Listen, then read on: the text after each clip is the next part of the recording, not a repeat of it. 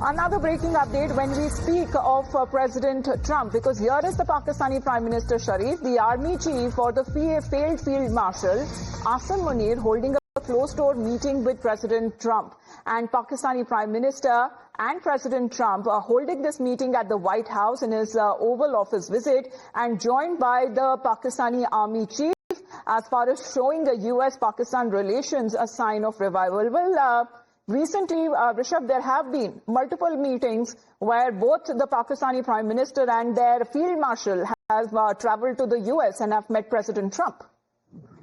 Well, if we talk about this meeting between Shehbaz Sharif and Donald Trump, it is baffling to see that the army chief is joining a meeting where you have the heads of government, heads of state meeting.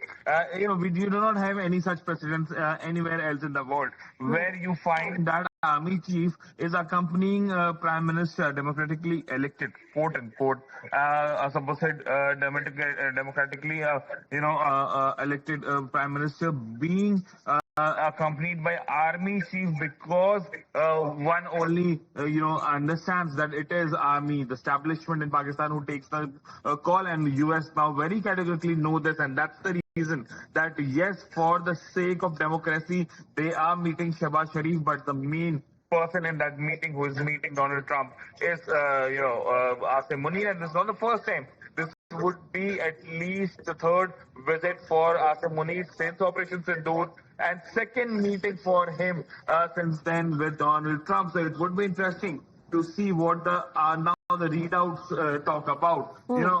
Pakistan has spoken to last time Asim Munir met Donald Trump. Well, Shehbaz Sharif, who's leading the Pakistani delegation for the UNGA, however, being accompanied by the Field Marshal. We've seen that on the sidelines of the SCO summit as well. However, there are certain conflicting reports on the duration of this meeting that they had with President Trump. But the Pakistani leader reportedly engaged in informal conversation with President Trump after the conclusion of the summit. Risha, for the moment, thank you very much for joining in here on the broadcast.